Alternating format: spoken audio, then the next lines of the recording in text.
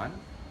Assalamualaikum warahmatullahi wabarakatuh, sahabatku sekalian di seluruh dunia, around the world. AA sedang berada di Mekah, sedang menjalankan umroh dan punya sahabat baru, namanya Muhammad Avilez Angel.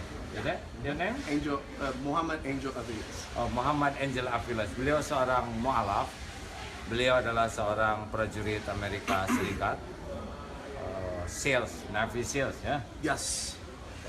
Yang sudah pernah banyak bertempur dan beliau menjadi seorang muslim dan kita akan bincang-bincang. Tapi mohon maaf dulu karena bahasa Inggris Sundanese ya. It's nice to see you.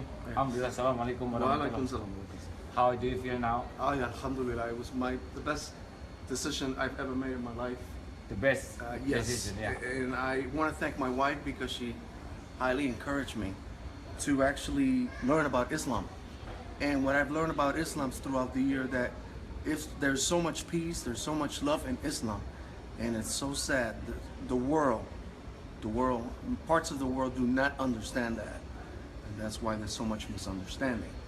Masya Allah. But once you get to learn, and the more you learn about Islam, you feel how the greatness and the gift that you've been given by Allah Subhanahu wa Taala. Masya Allah. You can feel that now. Yes. Especially now over here, how do you feel in Umrah to see Kaaba?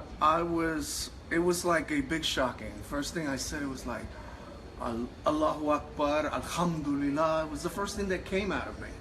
Because for so long, I've been wanting to see this. And Alhamdulillah, I was given the opportunity to come to Umrah. And inshallah, my family will be coming next year. Next year. Yes, I will be bringing my wife, my 2 children to Umrah, inshallah. You look so happy, huh?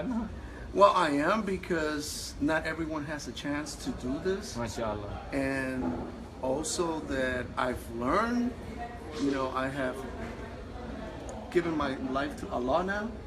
It has been the most wonderful experience in my life.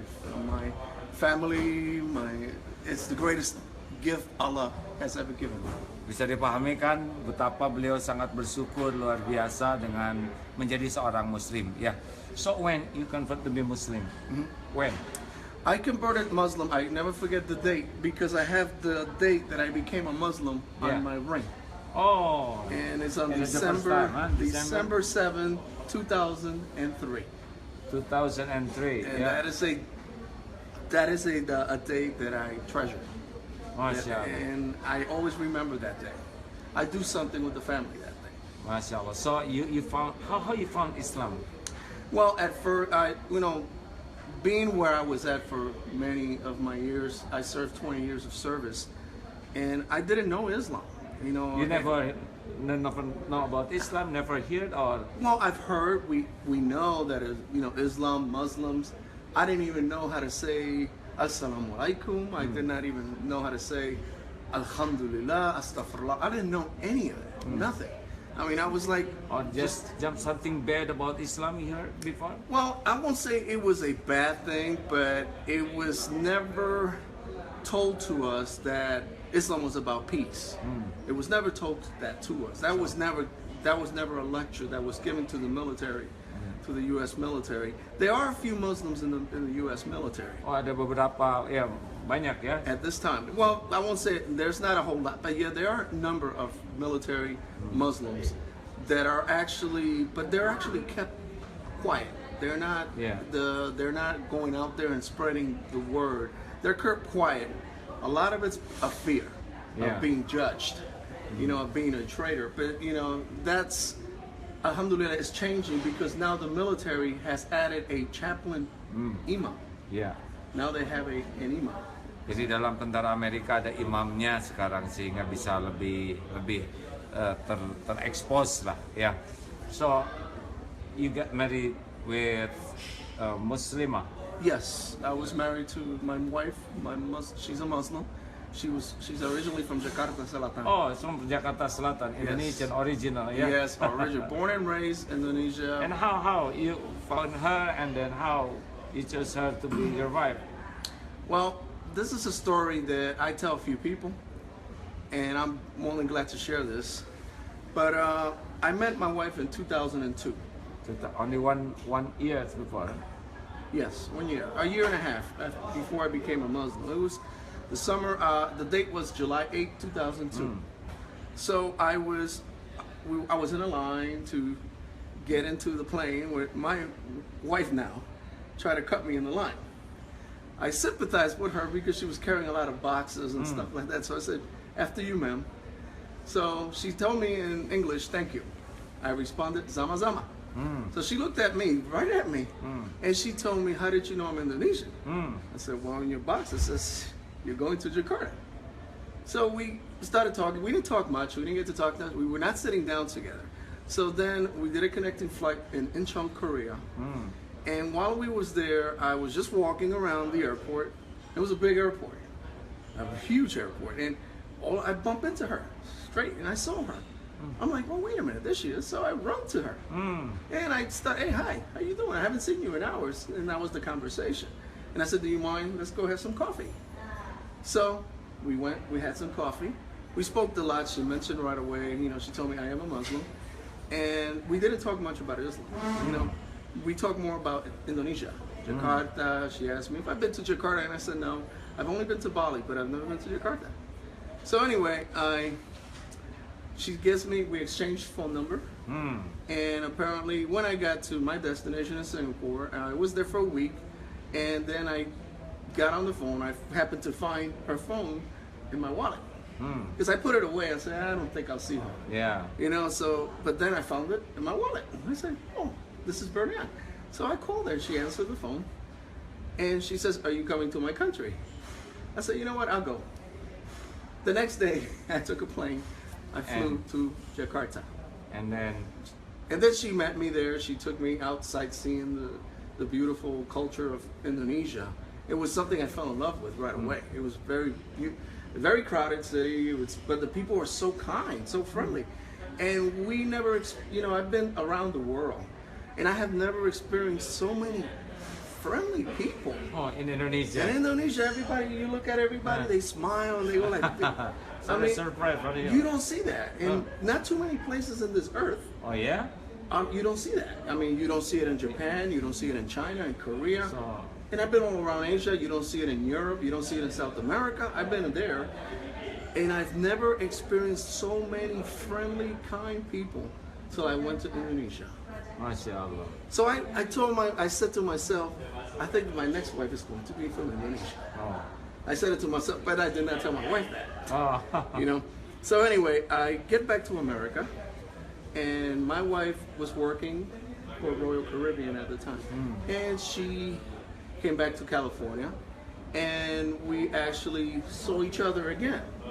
And then she got transferred to a different destination. Her ship got transferred someplace else. And then I stayed in San Diego training. I was training there at a military training school. And back then I'm like 35 years old. I'm about 34 years old. I'm not 30. Old enough, huh? Old enough, And anyway, so it came to that I had to go to Texas for training, for additional training. So I got stationed in Texas, and during that time, we were not keeping in touch too much because she was always busy. She was a very busy person. And then within 6 months after arriving to the state of Texas, they told me, "You have to go to Iraq. You have to go to Iraq." So my team, we ended up going to Iraq. So it was a sad moment because I did remember telling her that I'm sorry that things couldn't work. I might not make it back. I don't know. So anyway, they sent me to Kuwait first.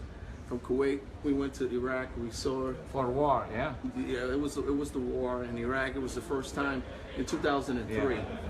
So it wasn't the first time, but it was the first time that the United States went there. Battalions went in there. What they call boots in the ground. Boots in the ground means soldiers that are in the ground. They're fighting. That's when they actually finally send us. So there was one afternoon, it was like, look, I remember hearing azan. And of course, you know, as Americans and as Christians, we don't pay attention. Yeah. We just know is the call for prayers. So anyway, you know, nothing was thought to it. And I'm like, yeah, that sounds really nice. I said to him, that's a beautiful, you can beautiful feel sound. something. There was something funny in there. So in Iraq. yeah. And I was sitting down with my friends, and all my friends are showing pictures of their children. I didn't have kids at that time. Yeah. And the pictures of their children, their families, their wives. So I said, well, the only picture I had with me was from my wife. That was the only picture I've had. So I told my friends, I'm going to show you a picture of this very nice girl I met. So I got up and I went not too far, say about maybe near 20 feet when we got hit by an MP. And I lost two of my friends. But it was hard because I saw them die.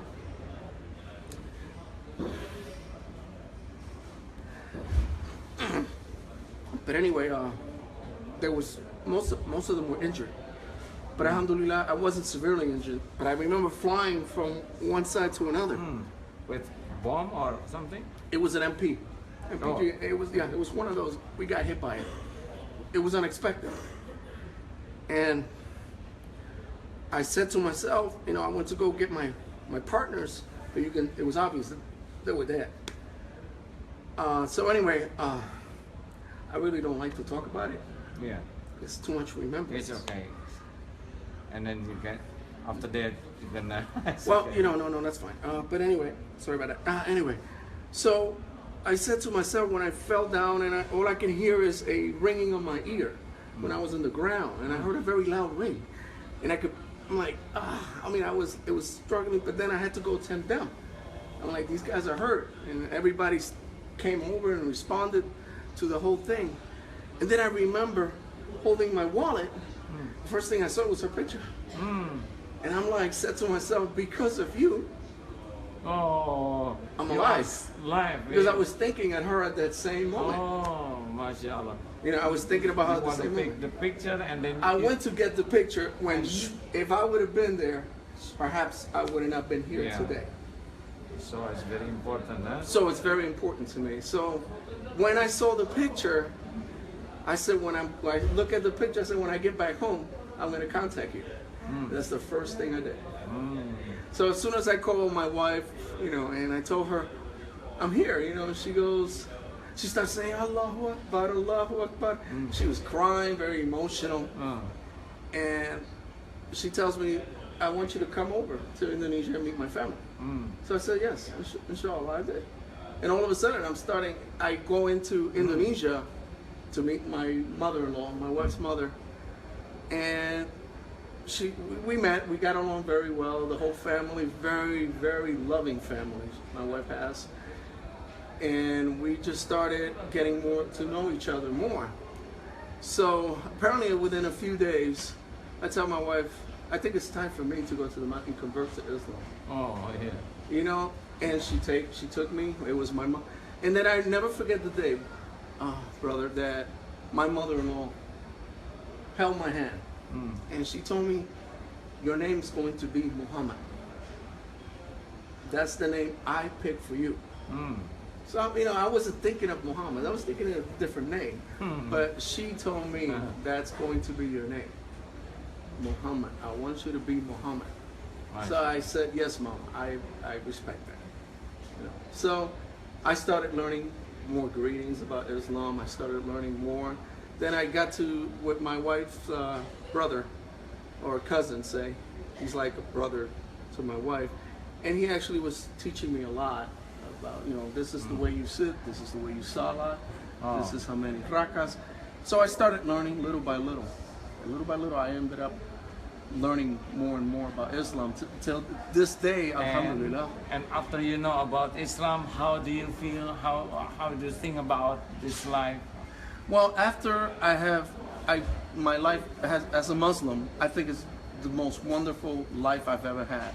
Wonderful. Because, why you said it? Why is it? Well, years back, brother, I never, you know, I have tried to get acquainted with other people, try to have a family in the past, which is something I've always wanted. But since I gave my life to Islam, I have everything now that any man can ever want. Alhamdulillah, I have a good wife. I have 2 beautiful children, which I love very much, which is something I've always wanted, but I was never obtaining it on the other side. I never had that before. And when I was a very young boy, I used to see people married. I'm like, that's what I like, you know. But I never had the opportunity in the Christian world to do that. Never. Why? It just didn't happen, and then it just didn't happen. Everything, I was always gone. You know, I couldn't be. You know, it was very difficult. It was very difficult. So, but now that after my life in Islam, it has become it's a gift from Allah. Mashallah. You know, having my family, 2 You're healthy doing children. salat and everything. Oh yes, we all salat at home at the masjid. Days that if I am at home on a Friday, I attend Darussalam. Yeah. You know, at the nearest masjid. We live about 10 minutes from the masjid. Less than 10 minutes from the masjid. And I normally go there during my Fridays. If I am off on Fridays, I attend. And of course I do pray. I do azan at home. My son and I pray together all the time. You know, we have my children are in Quran school. Oh, mashallah. So it's like I said, you cannot ask for a better life. Mashallah. Alhamdulillah. Alhamdulillah. So you can tell the people how beautiful Islam you feel, and how you came here and you saw Kaaba and you pray with us in Masjidil Haram. So you can explain something? Well, I want to say one thing. I think the greatest thing in my life, again, is giving my life to Islam, accepting Allah. And I couldn't ask for a better life than what I have now. And I encourage everybody, us Muslims around the world. I mean, as you know, the Western world, where I'm from, there is a lot of negativity.